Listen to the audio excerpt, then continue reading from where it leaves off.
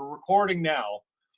Okay. No, I'm not too careful with my words, but that was a horrific interview with 610 CKTB. What he rushed you off after asking you the same question 4 times. How many different ways can you answer the question? Okay, first of all, I just want to say thank you, Mr. Mayor, for being here. No problem. Are you a climate change expert, Dave? No, I'm a woodworker by trade. Okay, we're done. No, that's it. That's all. No, that's all. Hey, that's all I need to hear. What do you mean? You sit as a chair of the NPCA and you're not a climate change expert? Okay, dude, that's a good warm up. I'm going to start rolling the cameras, all right? Oh, boy. Yeah. Well, that one was rolling, so yeah, we got that one. That's good. I always like to see a little fire in my belly. And the thumbnail for this. And we're live. Okay, cool, man. Well, thank you very much. How do you say the correct pronunciation of your name, Mr. Mayor?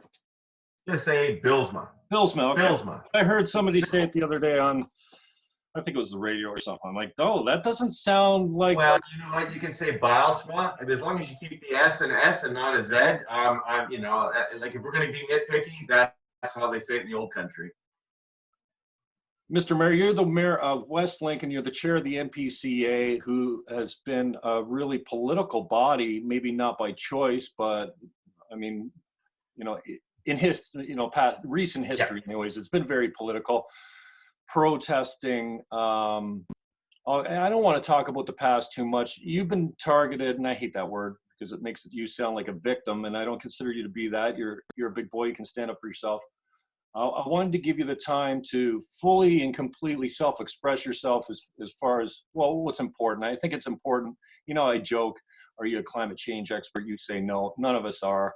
I think, yeah, great. We can have an opinion on that kind of stuff, but and I haven't been listening to the station. And when I say the station, I say 610. There's been some changes of staff and programming there, and it just doesn't fit with my. I got a number of reasons. Yep. Tommy's in the afternoon. I love Tommy's show normally, but I don't listen in the afternoon. But I happened to catch a little bit of a news item, and it's funny. We spoke a little bit off air the other day. When I was a lefty. And, I had Ben Wilby here the other day, and he says, dude, I always saw you as a righty, but you're just like, I couldn't believe it when you were a Green Party guy for so long. Like, I still always thought you were a conservative. So maybe he saw something I didn't even see. When I was more left, the station used to sound like nothing but conservative talk radio. All the opinions and all the guests and everyone, there were all the people that I really cringed for. I hate that word too. Yeah. And now that I'm more center-right, and, I'm not a 24-year-old ideologue anymore. I'm not possessed by, stuff that's not based in fact. I have a faith. It affects how I come down on some issues. And I didn't suffer from that as a younger man, even though I was Catholic. I didn't really subscribe to a strong connection with my faith. And so things like capital punishment and abortion, I was very left on. Well, I don't know. I guess capital punishment I was right on because I'm like, kill him. Yeah, if you murder children, kill the guy. Now I'm not so sure that any man has the right to take another man's life. Anyways, I say all that to say, now when I listen to the station, all I hear is ideological possession, and it's all left. Yeah. The mainstream media, guys like Grant LaFleche, I don't mind saying his name, but it just somehow I think they sensationalize the news and they make more of something just to keep a job. It's like a a job creation project or something.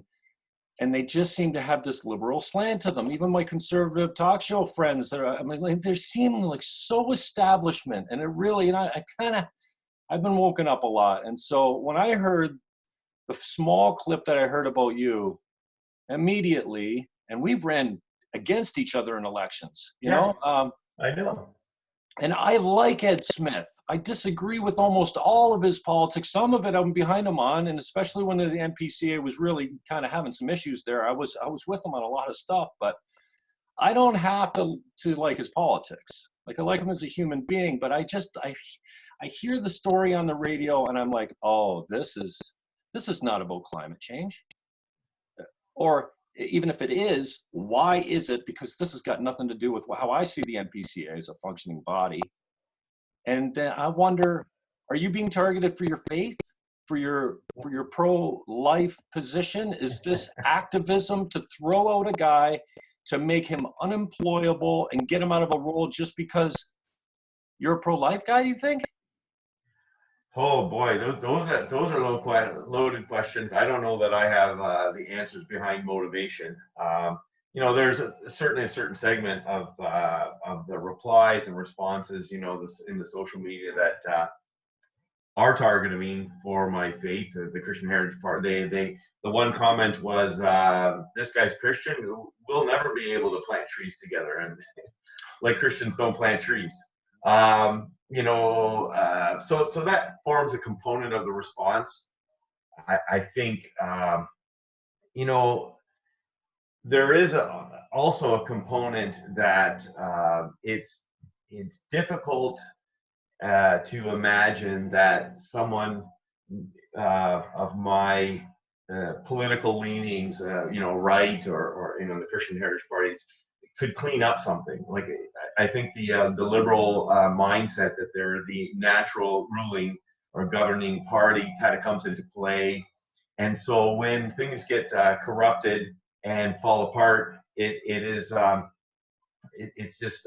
very difficult for them to come to mind that a right-wing person, perhaps, if you want to label me on the right or a political right, would come along and increase transparency and accountability, do some solid work, get a fiscal house in order, establish conservation. I don't know wherever the idea that conservation and conservative politics ever were not mixing, that there were oil and water. Maybe I'm a study in contrast, maybe I'm the complete package, but I have an engineering degree, civil engineering degree. I took courses in flood water management, stormwater management, and flood modeling. At the same time, I was also planting trees in Northern Ontario. I planted 180,000, so that's 18 with 4 zeros behind it. That many trees have my fingerprint up in Northern Ontario. At the same time, I was also driving.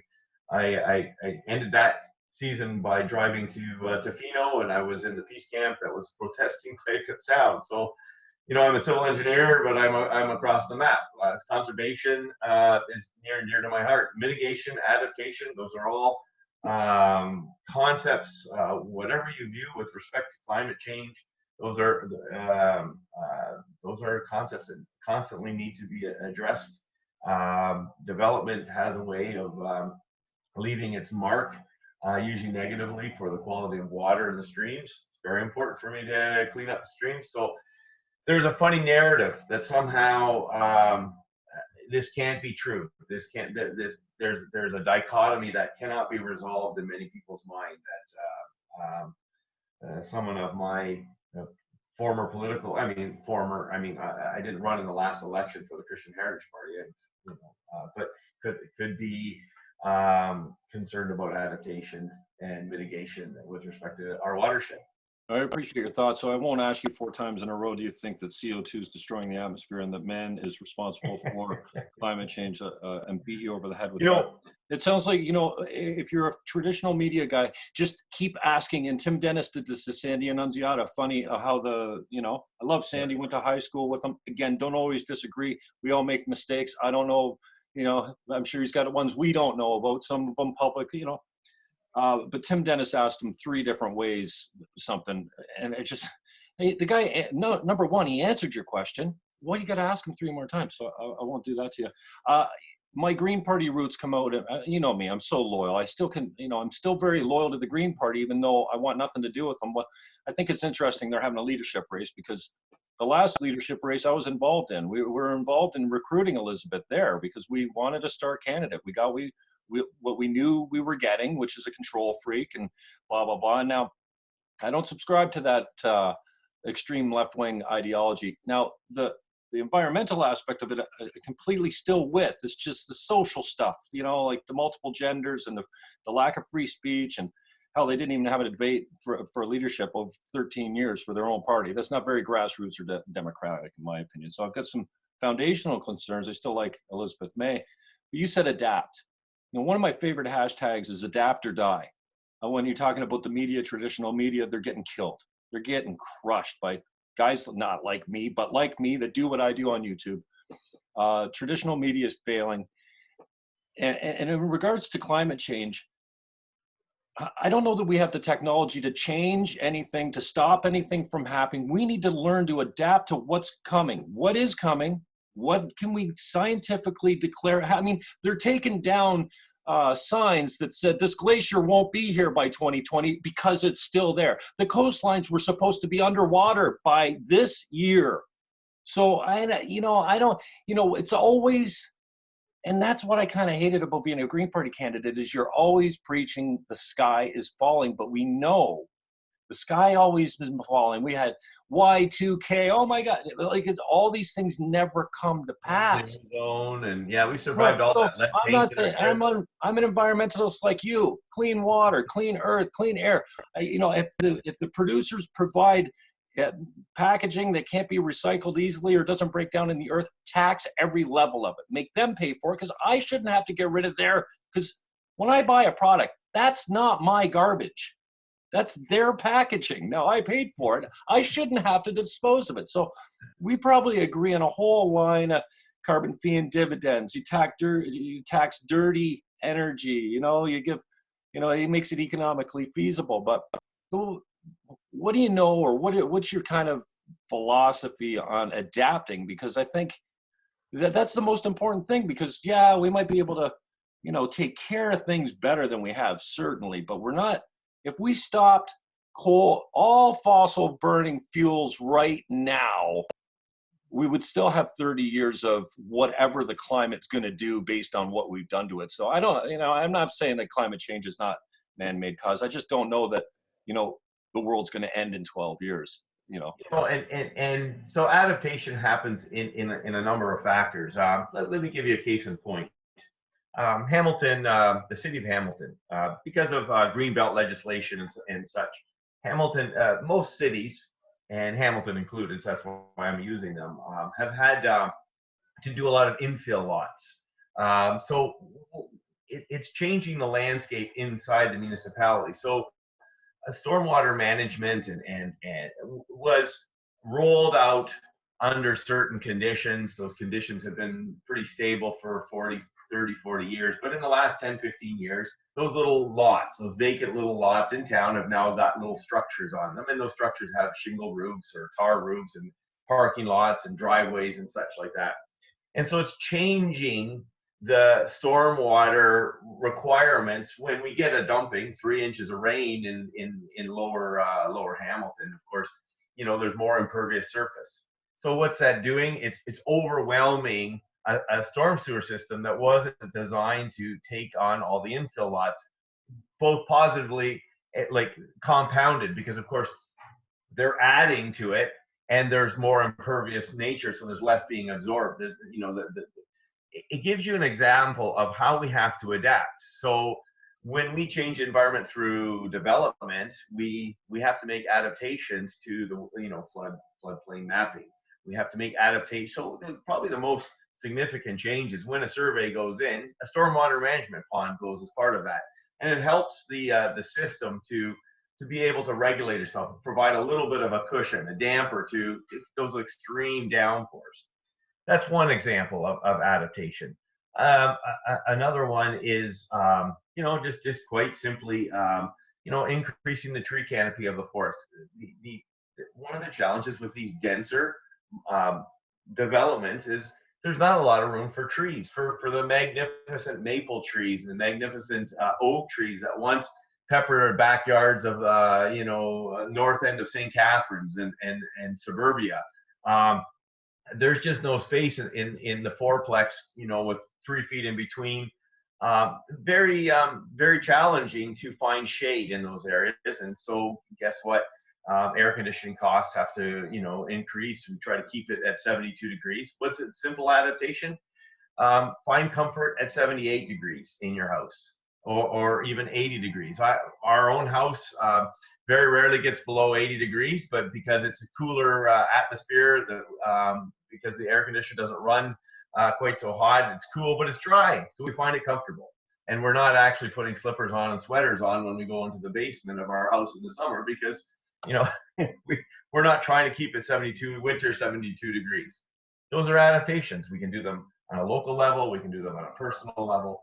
We make adjustments, and we make adjustments in the way that we do our packaging, and the way that we get rid of our garbage. I know there was a lot of pushback with respect to every other week garbage collection. I can tell you that I don't know if this is widely known, but I have 9 children, and we've been living in a house with 11 of us. We haven't asked for any special consideration at the road. We, through recycling, are able to get well below 1 pail's worth of garbage at the road, but we have to recycle quite diligently. So we have 3 or 4 blue bins and gray boxes out at the road, and 1, below the rim garbage pail, standard size, off the shelf at Walmart. And those are adaptations. It takes a little bit more work, but we manage our garbage because it's suitable for the environment. We cannot maintain those old days where we dumped everything into a landfill. Diversion. There are a lot of materials that are recyclable now, and hopefully with producer-based initiatives, we can kind of steer into some of those more recyclable, the PET plastics and those kind of things. I'm very proud of our MRF, the municipal recycling facility in Niagara Falls. I think it's state of the art. Does a fantastic job of adapting to a changing garbage landscape. So, how many 100 different ways we can adapt. So, What do you think of the idea? And just as you're talking, again, you're bringing out the green in me. Going back to the days, the platforms were very reasonable, and the idea is that polluter pays, right? So, if you use lots of hydro or lots of gas to heat your home, you're going to pay through the nose for that. Now, and I think the Green Party policy used to be something like, let's use that carbon fee and dividend. Let's use that that tax to help people out that are on assistance, the elderly. So there's no one getting frozen out of their home. No one's not, unable to pay their rent. They'll get an adjustment at the end after taxes or in a rebate or something like that. Same when it comes to garbage. Every bag you put at the road costs you $20. And then you'd be surprised how many people, and again, nobody pays us to sort recycling for free. And then, we always hear a lot of it goes to the landfill anyways, or gets shipped to the States or what have you. I'm not sure about that, but some recycling programs just don't pay money. The tin's aluminum's the only thing that's worth anything. And nobody's buying paper much anymore, I don't think, but I could be wrong about that. But there's not much money in recycling unless it's metal, is what I understand. Yeah. And the idea that, if you always turn the tap on and it costs you 4 times what it cost you without, this idea of polluter pays, then maybe we'll take more care to use some gray water, to have our drains siphoning off some heat coils, or where now conservation comes in a way that's really economically incentivized. So if you're driving a bike, you're not paying for, $10 a gallon for gas, because the idea with gas is it's subsidized. So when it comes to the pump, you don't pay for the disposal into the atmosphere. You don't pay for the smog's quality of life that is affecting me, and the healthcare costs and all this kind of stuff. So I wonder what your idea of, pay through, jack up these prices so that they actually, okay, so if you buy a product and it comes in 3 different layers of harmful packaging, the packaging is taxed at every point, so that the dude trying to sell his stuff, it's way more economically feasible for him to sell it in a craft bag or a cloth bag or something like that. Exactly. So you're onto something. So our water, our wastewater, municipally speaking, if you're on town water, town wastewater, you're separated out. You have a user pay type system. So the regional taxes as a whole do not go or subsidize anything wastewater or water providing. your water bill is 100% going towards water, wastewater, and only to that. So you live out in the countryside, you're off the grid, so to speak. You're not paying for water, wastewater. Now, I live in the country. Every once in a while, I get a truckload of water, and it costs me $80 for a truckload of water. For that, as a volume, it's an expensive thing to do. So on a personal level, here's another adaptation. We put an addition on our house probably about 8-10 years ago. I deliberately added a second cistern. The first cistern, the original cistern, is where the truck water comes in. The second cistern, guess what I did? I put all the downspouts in there. Put a second pump in there. That pump waters all of my toilets. It's rainwater, soft, not chlorinated. So it's really good for the septic system, and all of that. So all of our water, which is probably the number one consumption within the house. If people start washing their car and watering their lawns, that's all bets are off. But inside your house, your toilet flushing, we've got, those normal toilets, but they're in the new EPA, what are they, less than a gallon or a gallon and a half or something per flush. But it's a small way that we look at the $80 for a truckload of water and say, we can do better over time if I make this certain investment, or if I change my ways. We can get more off the grid. Now, in the old days, for example, before this, a truckload of water lasts me 3 weeks, and we're efficient. It's 3,000 gallons, 3 weeks.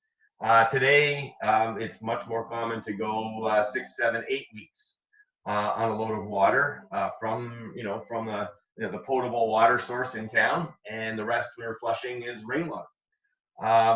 Another example of just making wise decisions driven by a market that's already in place. I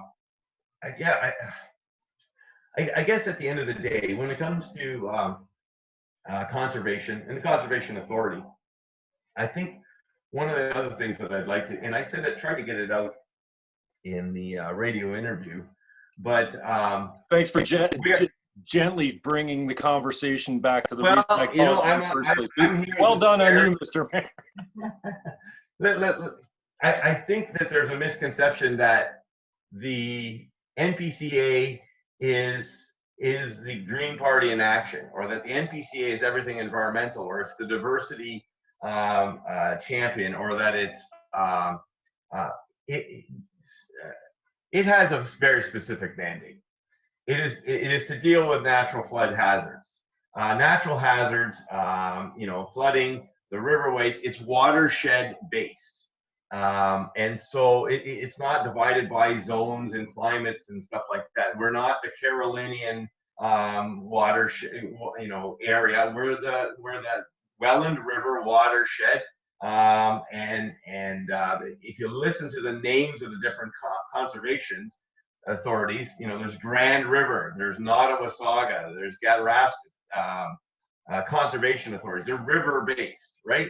So ultimately, we have a very narrow mandate. That's all that we can actually levy for. Anything else that we do beyond that, if we want to save the Blandings turtle, it's totally within our rights to do so. But we have to negotiate with the local municipality and say, hey, we'd like to do we would like to do some biodiversity planting, or we would like to do some saving of the Blandings turtle.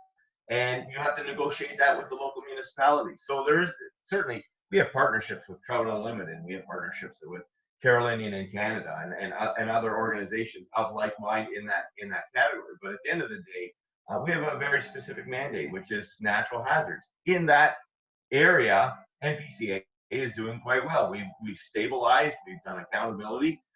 Anything we do beyond that is in that sense extracurricular, and we do that with partnership with the municipalities, which, by the way, are quite pleased to do so from time to time, but we have to negotiate that with them.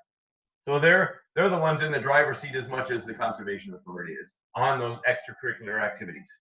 Got it. Bill 108 is coming down the pipes. The suggestions are that we also take over the responsibility for source water protection. I think it's a natural fit. The Conservation Authority is already doing water testing. They're already handling the file of source water protection.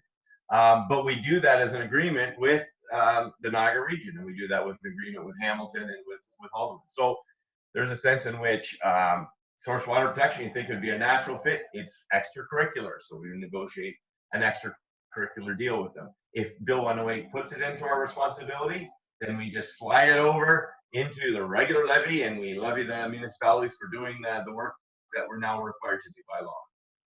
So thank you for bringing the conversation back. And, Dave, I don't blow smoke. I'll tell you, if I disagree with you, I thought it was an interesting conversation, and I'm kind of anti-activism now, especially when it's targeted for people's beliefs. I feel like you sound like a qualified guy to be the chair of the NPCA, unlike some chairs in recent memory that we've had.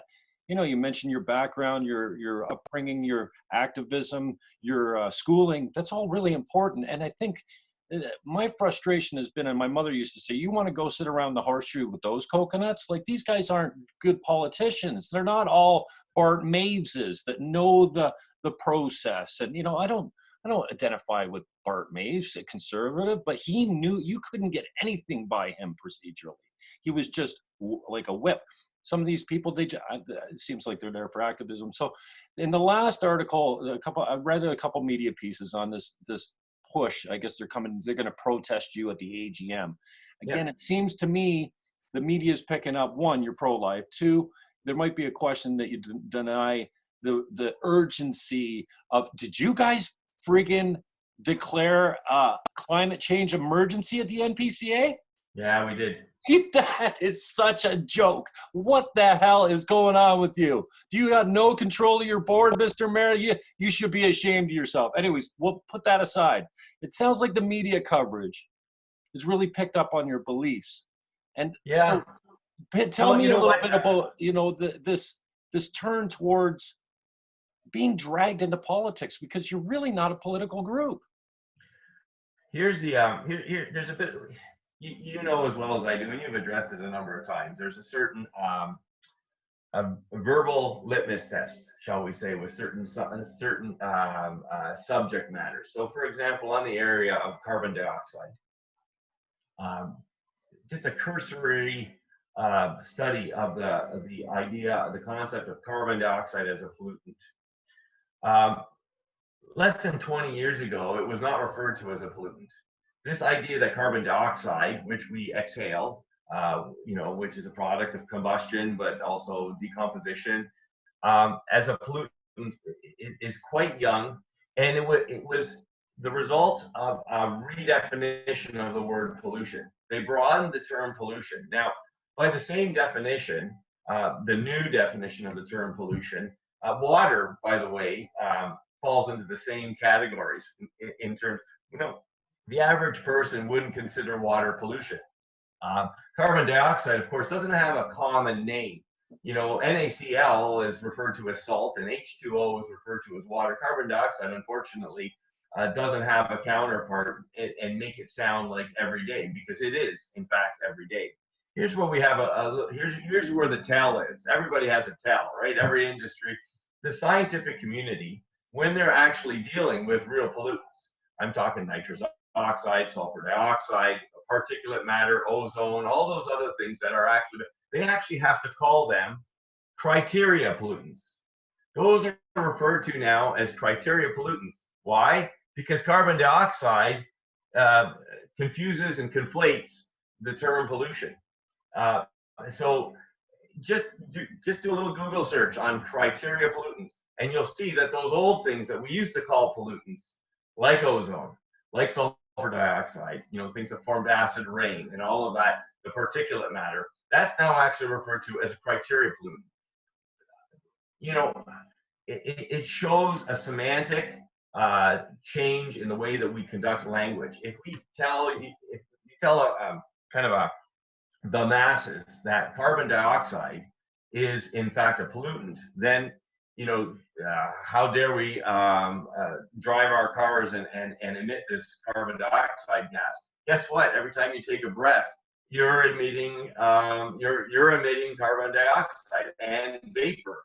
and it's the most natural thing, natural process. It's all part of the life system, you know, between the symbiotic relationship that we have with plants. Plants take in carbon dioxide. You know, fun fact.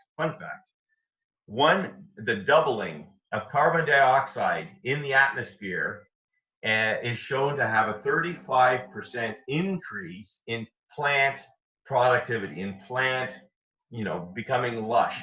Greenhouses for 100 years have been burning natural gas or propane in their facilities in the winter because it increases the CO2.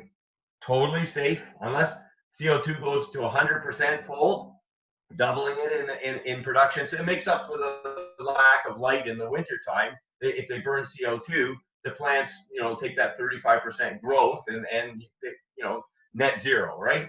But they do that on a regular basis. So a doubling of CO2 creates a 35% increase in plant growth, plant life. So, you know, there's science, like we started. I'm no expert, but just basic science, the basic questions we learned in school. Unless grade 4 was wrong and grade 8 was wrong, and grade 10 biology and all the chemistry, that was all mistaken.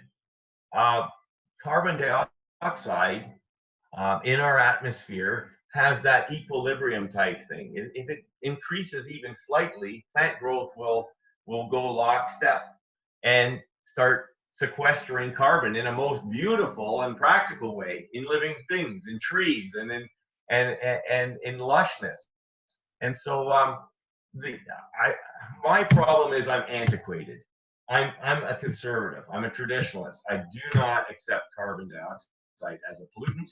I think sulfur dioxide, ozone are pollutants, and I don't need to go in the extra step and call them criteria pollutants so that I can call carbon dioxide a pollutant. And that's an example of how Dave Bylsma doesn't fit into the common verbiage that's out there.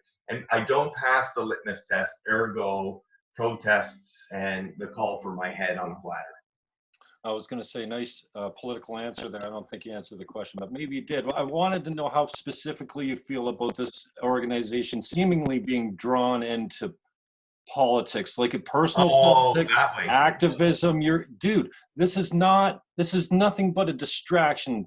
This is what I see, something getting in the way. Now, hey, I get the Annunziata thing and the history and the stuff that went down. I don't know everything, but, you know, it didn't look good. It was bad PR all the way around, you know, right down to, I don't know, Sandy driving to 1010 in Toronto and claiming it on his regional tax expenses. Like, come on, that was great PR. We got our money's worth of any money that Sandy spent for expenses.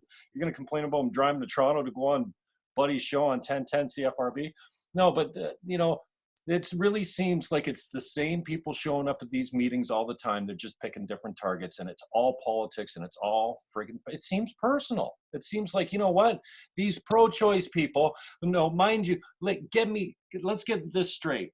The people that are causing the fuss are called which? Children, Niagara, what is it? Children's Niagara or something? I don't know. Let me see here. Children or something. Yeah. So, you know what I find so the hypocrisy is crazy. What's it say here?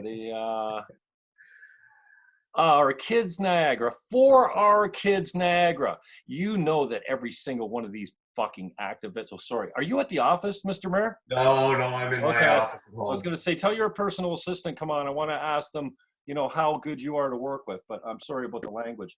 Yeah, I bet you every single one of these activists is a pro-choicer, and I swear, God, I mean, sorry. It seems just personal that, you know what, you're pro-life. That's it. You're Christian, you're pro-life, and they're going to use anything they can to get you out of there. And then after you're done with that, come back to the AGM. What's up? Are you running to keep your position or no? Yeah. Yes, I am. Yeah, I'm running to keep my position, and quote unquote, the other side has put forward a candidate, so it'll be a good old-fashioned showdown. Oh, the other side. Here we go. So how do you get yourself appointed? You're absolutely right. These things, they do boil down to when you have a board, politics becomes a component of that. We're all on the same page. The politics is not necessary, but when you have a diverse board such as we do, and they're nice to work with, look, you and me, we've never been afraid of a good, vigorous debate. No. And like you, I'm going to go, because I remember this when we campaigned against each other, and I'm not even going to imagine the date. But when we campaigned, at the end of the evening, I am 100% convinced that we shook hands, had it's like good evening. I totally think you're wrong, off the wall, because of course you were at the time. Figuratively going for a beer type of thing. Yeah, I hear you. We hang out. We don't hate each other. I have campaigned against numerous local politicians at various levels, and every one of them I can still to this day look them in the eye and smile, shake their hands, and say, "How are you doing?" And they were across the entire range and spectrum of political thought and ideology. I am easy to get along with. I think that's another reason I'm a good chair. What we've been able to accomplish with the diversity of our board in the course of 1 year to settle the organization down and to bring about transparency and accountability really is remarkable. And to settle on a particular CAO that we all agree with, I think is phenomenal. Chandra Sharma is a conservationist. She's going to be steady at the helm, and we all agreed. Were there other candidates? Of course there were other candidates, but in the end, it boiled down to the cream rise to the top, it boiled down, and Chandra was a clear the clear choice of the board.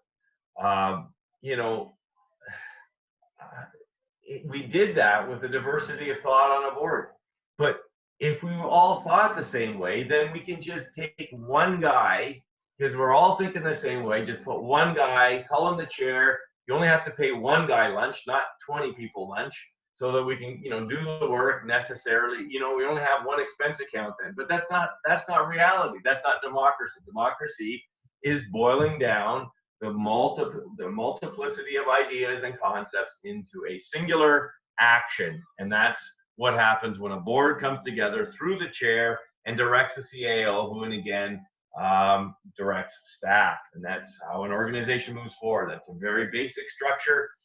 The chair and the CAO are a neck. Quite simply, let's just call it a body and use a body analogy. The council's the head. The mayor and the CAO form the neck, and then the actions, the arms and legs are the staff of the organization. It doesn't matter if you're a municipal politician or the government of the United States or a church board.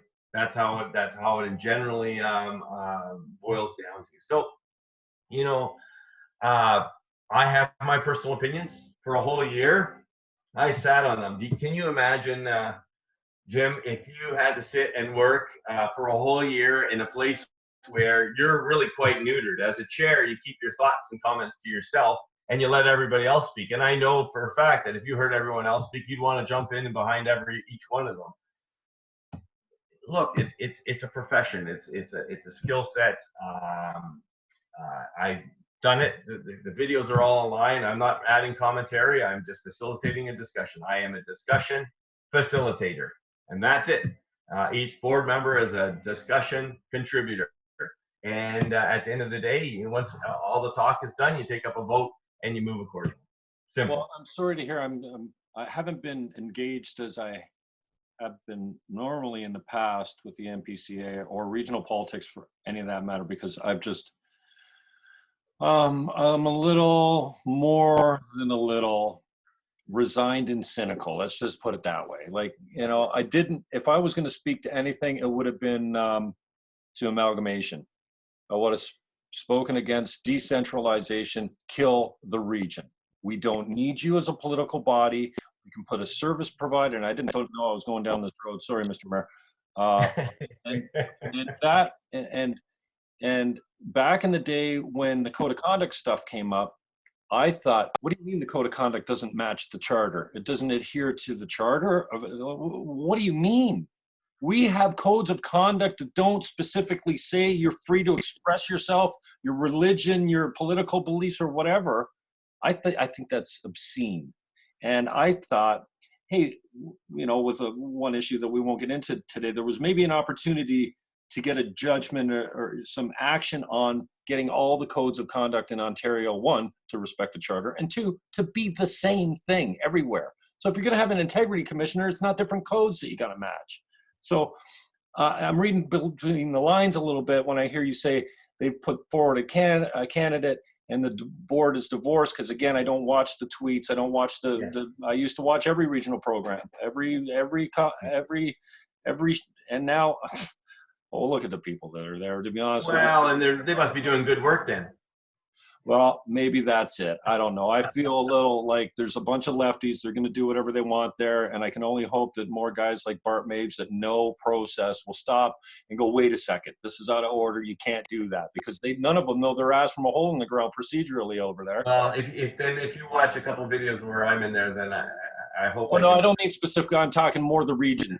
No, but at the region too, I'm a bit of a process guy myself, so that comes from being a chair in many organizations. So, Bruno's is always close to hand. You see where the political arrows are coming from, and you know who's behind them. I do.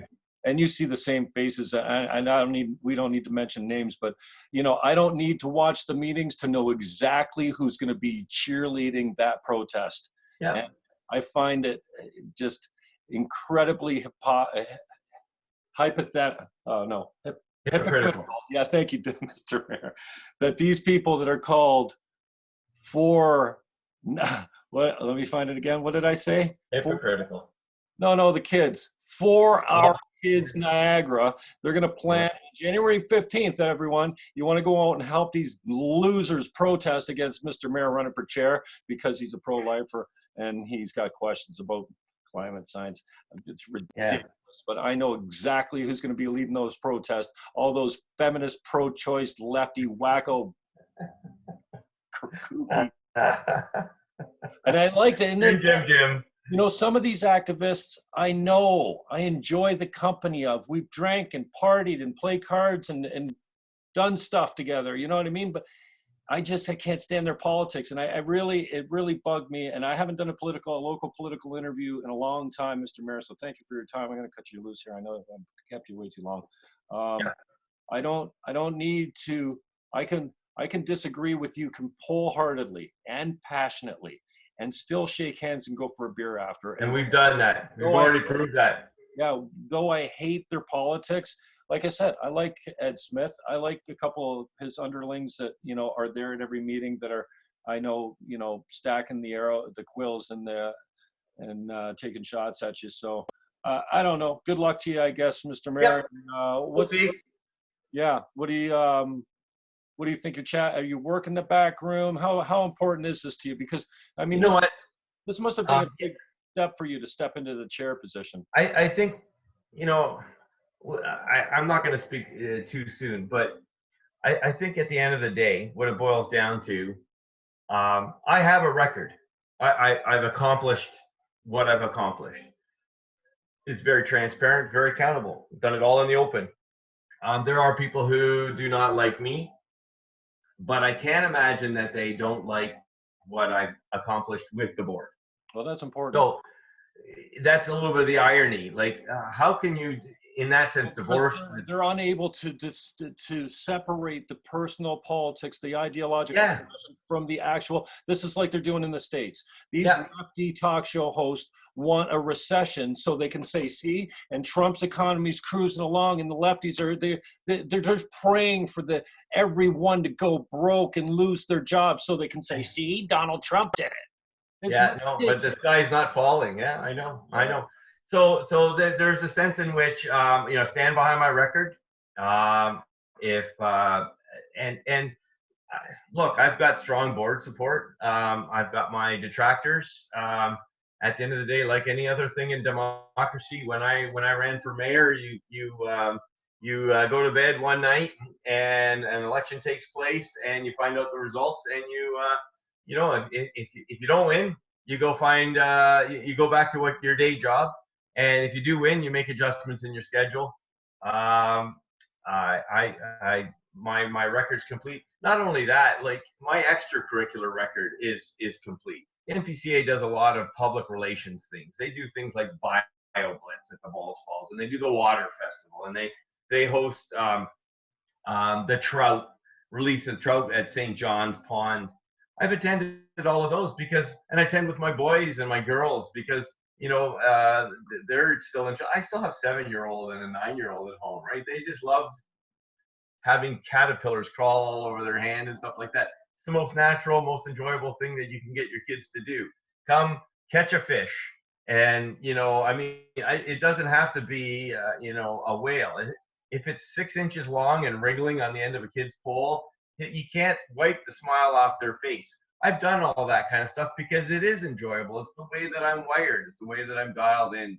I stand behind that record as well. I have formed a good relationship with the staff. Are they my best friends? Do I go drinking with a beer? Never happened. But I walk into the office, I greet them by name, and I ask them, how are things going? And they have really sensed a change in the organization. They've been able to have peace. This weekend, they're as nervous as I am because, of course, uncertainty always kind of breeds that uneasiness. For my part, I'm trying to win this as much for them as I am for myself. Look, and it's my own personal ambitions are totally secondary. This is not about a feather in my cap. Jim, if you had said to me a year ago that I'd even be the chair and that I would retain that for a whole year, I would have been quite pleasantly surprised. But here we are a year later, and the time comes due for an election to take place. So unlike other organizations which have an election every 3 or 4 years, mine's only every year. So we'll see you again in 1 year, Jim. Oh, so Wednesday is you said this weekend. I didn't know if maybe you're having the meeting this weekend, but it's Wednesday is the meeting. Wednesday, yeah. So just on the way out, Mr. Mayor, thank you again for your time. Back to code of conduct. By the way, I think John Mascaron is a complete tool. You guys have had the worst hiring of integrity commissioners I've ever seen. The 2 previous guys before him, absolute butternuts. They're just squashes for melons. Sorry, I shouldn't. I don't know. Such a trash talker here, but he's man. So now I know this thing's been sealed or whatever. I don't know that. I just I'm reading up again. I haven't been all that engaged. Would you voluntarily tell us what this code of conduct thing that was thrown out? Are you able to say, you know what, it was about this and it was stupid, and you don't have to say where it came from? You know what? There was two filed against me. They were both tossed. It's that simple. They have to meet a certain threshold in order to proceed. Anybody can make an accusation, and that's one of the positives about democracy too. I can make an accusation, I can back it up, I can lay a charge, but it has to stand up in some kind of court. Okay, so just let me interrupt there, Mr. Mayor. Is this for something that actually happened, or is it an accusation of something they were asserting you did that wasn't proved? Like, I understand the code of conduct. There were 2, eh? Okay. There were in fact 2. I really don't want to open up that can of worms because they are closed. The case is closed, and so by speaking about it, I'm kind of dredging it up, and kind of the agreement and the understanding is fair enough. They don't light a day, right? Yeah. There were thorough investigations done. Mm-hmm. And I think the idea that your enemies will say is, well, what are you covering up? Why do they have to be sealed? Of course. If they're that, what do you call it, benign, then just what is is all that kind of stuff kept in like a confidential files or what? Maybe it's just to protect the guilty. Who knows? Honestly. The accusers are always the guilty ones. Well, at the end of the day, we operate, like you say, we have an opportunity to express our opinions. Do we belittle people? By no means. This is a public debate, but we should be free to express our opinions. And if you I'm thinking about two of them. They were in very different categories. Okay. They both had to deal with somebody else's perception of what I should and shouldn't have done. So they Oh, file a complaint, right? wow. Appropriate. What's appropriate for me to who to vote for and what I should say. Come on. Well, that's. So I think I'm going to launch my own integrity commissioner complaint against someone. Now, just give me your take on this. As a regional councillor, I guess you're the mayor. You're actually not elected as a regional councillor, so you're defect. You guys shouldn't even be there, you mayors. You should, if we're going to have a region, get rid of the freaking mayors.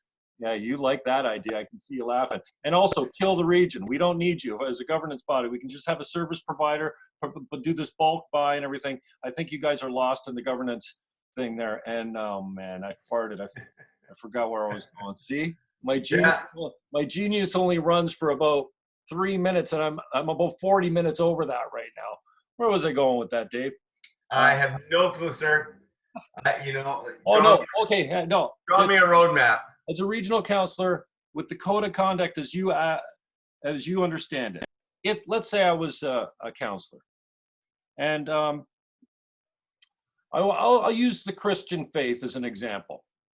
If I tweet out something like Jesus effing Christ and I spell the F part, yep, and I'm a regional councillor and this is on my Twitter feed on a regular basis, do you think that's something worthy of an integrity complaint? And well, I think you should not be representing a commercial public entity out there as a job if you talk like this. And also, I think you know this already. You can't say anything about any other faith but Christians. You put Muslim in that, and I'm not putting on Muslims, you put Jewish, you put whatever, Catholics, no problem. But this idea, would you consider that something that would pass the sniff test of how a regional councillor should perform in public by saying Jesus fucking Christ on their social media? I think that one, look, I certainly wouldn't register. I wouldn't register the complaint myself. I would be offended. But you know what? This is also the age of micro offense, right? Yeah, okay, I'll back off then. Fuck, you get me at my own game, dude. How did you know it's just a way to take me down is free speech, shut up. Microaddress. Look, I've had to tolerate a lot of abuse of the name of the God that I love and serve, right? And for countless years, I guess the commandment, you shall not use the name of the Lord your God in vain, for the Lord will not hold him guiltless. That's a pretty serious. Yeah, I have a filthy mouth, but I don't use the Lord's name in vain. I had a bad experience about that when I was a kid, and I just don't go there. But these damn atheist, freaking whack job lefties just don't get it. I'm sorry, Mr. Mayor. You really didn't know what you were getting yourself into. Well, I think you know what? I had a funny moment because somebody was doing that at the table, and he said it, and I knew that his wife's name was Jane. And I said that. I said, fucking Jane. And he looked at me and like all of a sudden it kind of became real. Like I used his wife's name in a really derogatory sort of cursive sort of way. And I think the most politically incorrect mayor West Lincoln's ever known. Well, I was getting a little frustrated in his usage. Right, and so, and pardon my French, but I really just I thought, a taste of his own medicine. I didn't say any more than that. I grinned at him, kind of a wry grin, and he kind of melted. He realized, and that was it for the rest of the evening. He had kind of a civil discourse, and he kept it civil. So, in different company, I wouldn't have said the F word with respect to his wife's name, but I might have dropped something and said, "Oh, Jane," like. Dave Bylsma, I really appreciate your time. Thank you, Mr. Mayor. Good luck this week. All right. And I haven't been paying attention to know if you've been doing a good job, but I just saw the politics were dancing in the background, and I thought this sucks. And then after I listened to Matt Holmes's abortion, interview with you. We talk about quality on the airwaves. Geez, I hope they're not paying that guy anything, but what a horrible interview. Ask you the same question 4 times and then to rush you off. Okay, we got to go. Just say it one more time for us. You think the climate change is imaginary, right, Dave? Fucking tool. Anyways, I'm sorry. All right, Jim. I got to go. I should mind my manners a little. Yeah, that's a good time to call it quits. Okay. Yeah, there we go. All right. Till next time, perhaps. Yep. Bye-bye.